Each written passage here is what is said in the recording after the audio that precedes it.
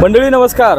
सांगोला तालुक्यातल्या जिल्हा परिषद आणि पंचायत समितीचं राजकारण मोठ्या प्रमाणात तापलेलं आहे. मंडळी आत्ता आपण आहोत एकतपूर गावामध्ये आणि एकतपूर जिल्हा परिषद गट आणि पंचायत समितीच्या गणाच्या अनुषंगानं या ठिकाणी प्रचार सभा झाली. आपल्यासोबत शेतकरी कामगार पक्षाची सर्व ज्येष्ठ तरुण मंडळी आहेत. त्यांच्याकडून जाणून घेऊया या भागातली नेमकी हवा काय. काय ना नाव काय? अण्णा विठोबा मुने. बरं, काय वातावरण काय म्हणतंय? वातावरण चांगलं आहे. बरं, तापले काय? कापलं पण नाही.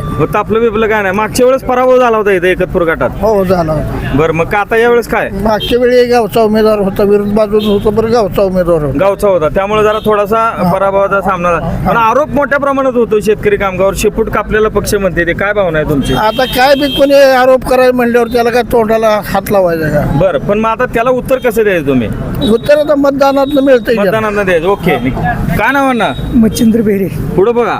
मच्छिंद्र काय बेरे. कसं आहे वातावरण? वातावरण एकदम गणातलं आणि गटातलं एकदम छान गटातलं जोरात आहे. हो, एकदम बरं, काय पुढं कसं आता आरोप जोरात व्हायला लागलेत? होतं. काय नाही आरोप याचं काय नाही सध्यात. बरं काय सुद्धा नाही. बरं आरोप झालं केलं तर त्याला जनता उत्तर देणार आहे आता. बरं, मग आता पुढनं पण जोरात सगळं चाललंय. यावेळेस पण पुनरावृत्ती करूया म्हणतात. मागच्या वेळेस झालं तसं? नाही नाही काय सुद्धा नाही. मागल्या वेळेसारखं काय सुद्धा होणार नाही. बरं, ठीक आहे. हां. तर मंडळी आज या ठिकाणी कार्यक्रम झाला, तुमची सभा सुद्धा झालेली आहे. आज सभेतनं सुद्धा आज बघितलं तर शेपूट कापलेला पक्षाचा उल्लेख परत एकदा झाला आहे. तर शेतकरी कामगार पक्षाला ह्या ठिकाणी हिनवलं जाते, काय वाटतंय? शेतकरी कामगार पक्षाला हिनवण्याचा प्रकार आज नाही.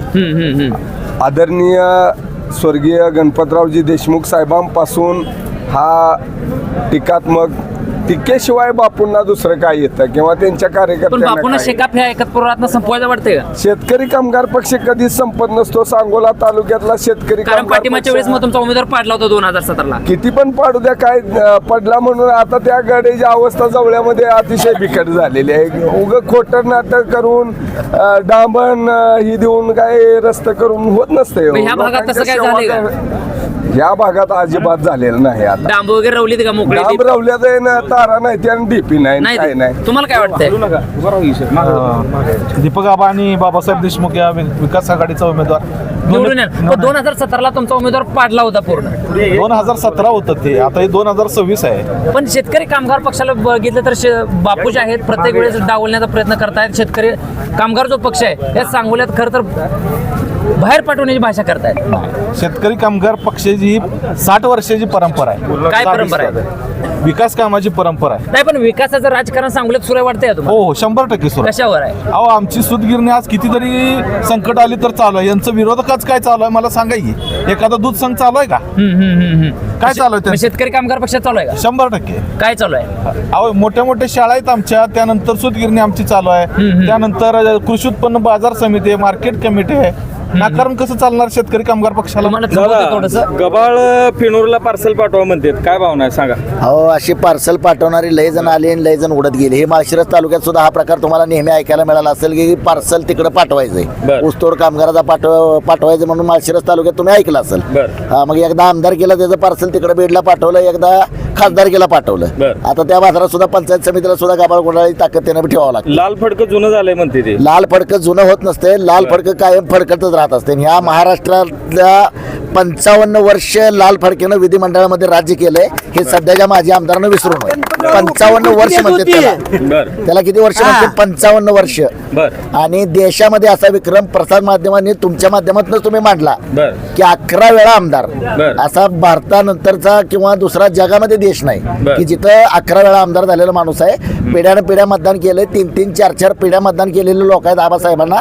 त्या आबासाहेबांनी विश्वास मला भरपूर बोलायचं आहे, पुढचं घेऊया. तुम्ही थांबा. शेकापला संपवायची भाषा खरं तर शहाजी बापू करतायत या गटामध्ये. अजिबात होणार नाही एवढं वाक्य लक्षात ठेवा. का बरं होणार नाही?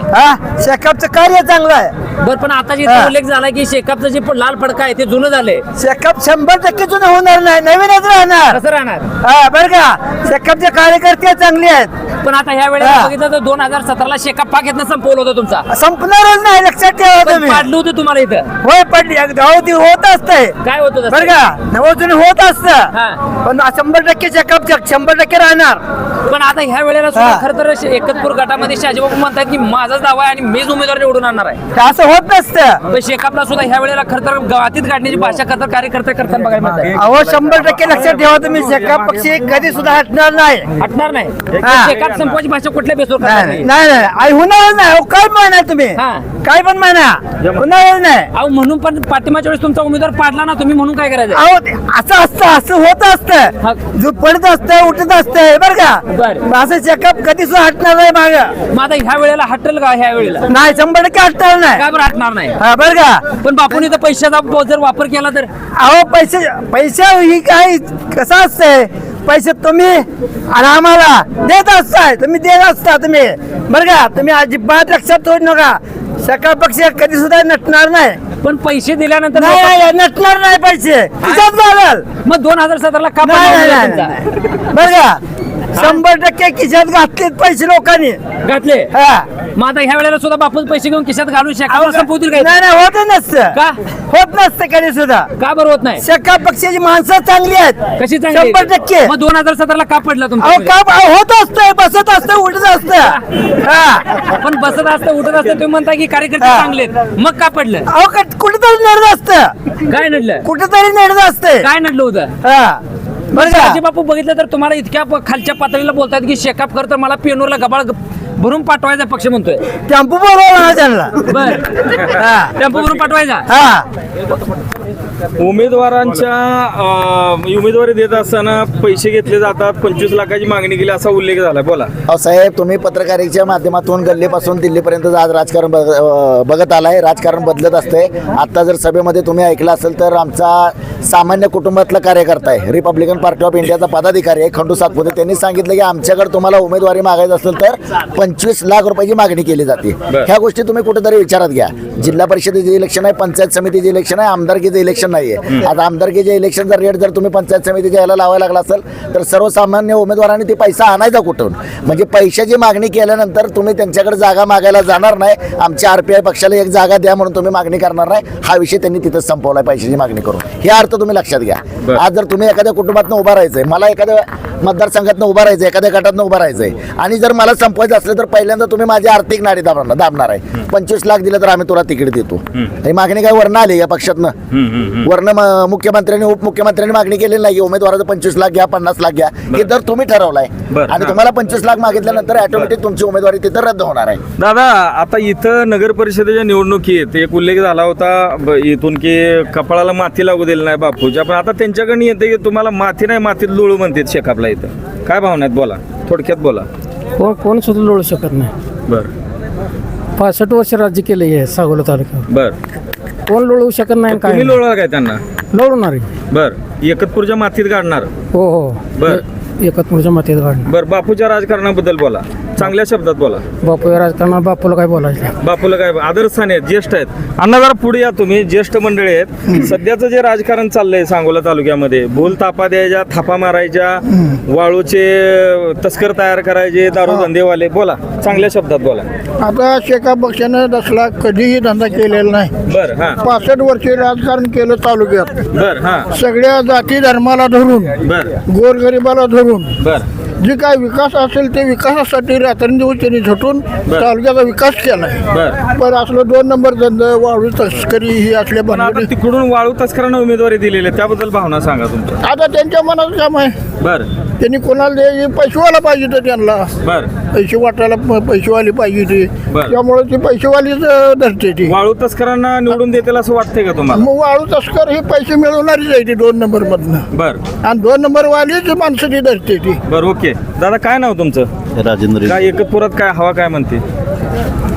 एकतपूर गाव म्हणजे नवले सरांचं गाव म्हणून आपल्या महाराष्ट्रात परिचयच आहे. बर त्यांच्या घरातली उमेदवारी आली. आमच्यासारखे 5-10 डेप्युटी सरपंच बनवलेले आहेत. आमच्यासारख्या सामान्य कुटुंबाला त्यांनी गावात न्याय दिलेला आहे. त्यामुळे एकतपूर गावातील सदाबा नवले एक प्रतिष्ठित व्यक्ती आहे.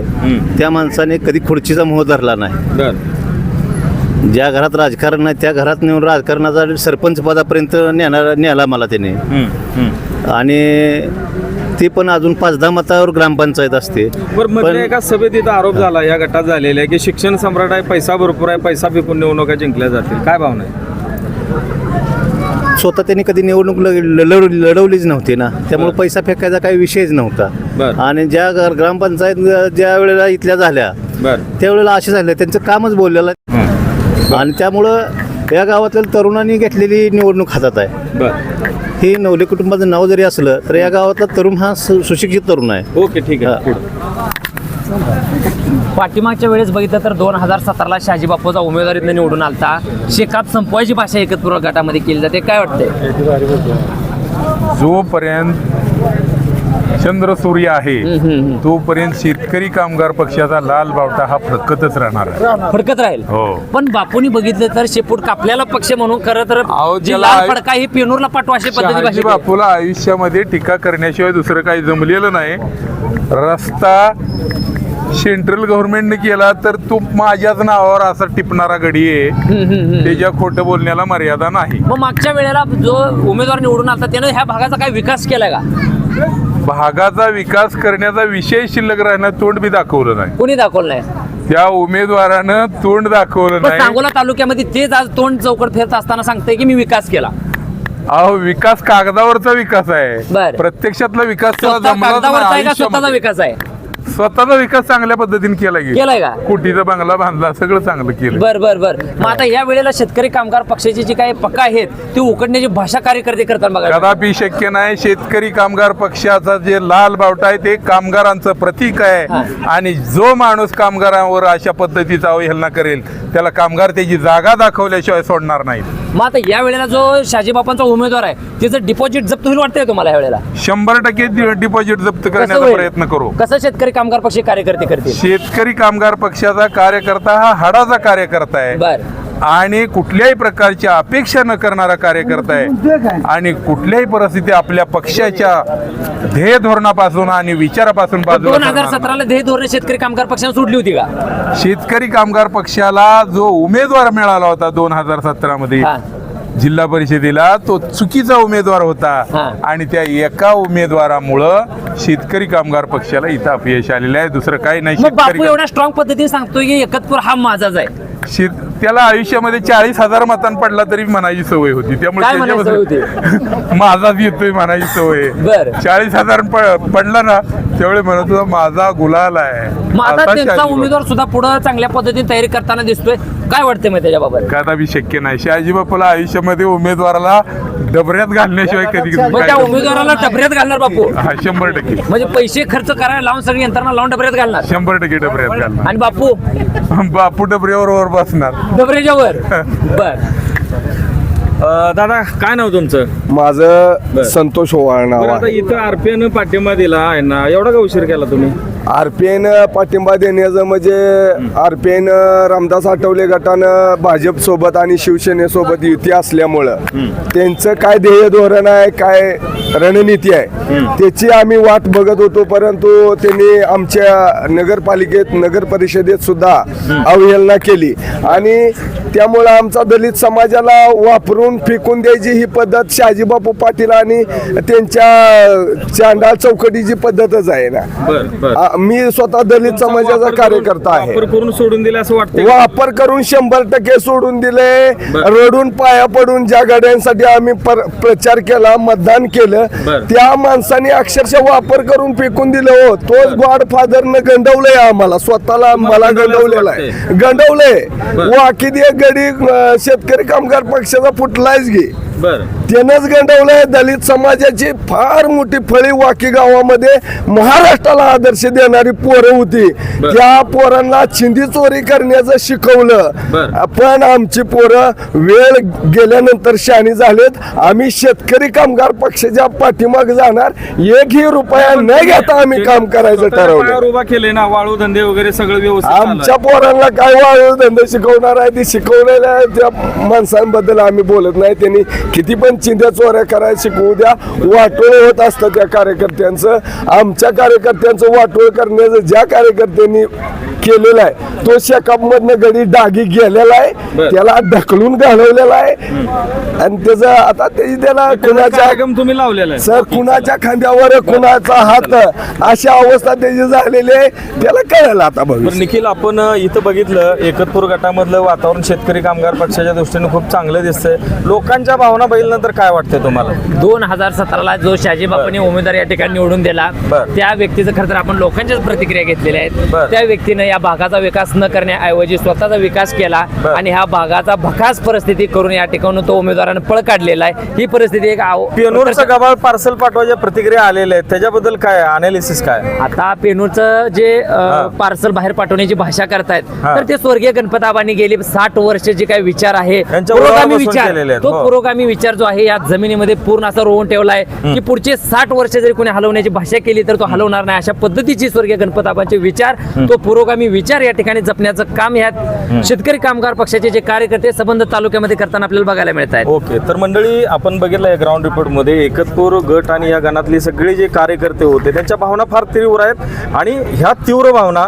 येत्या 7 तारखेला मतपेटीत उतरतात का हे बघूया. आपण इथं थांबूया. धन्यवाद.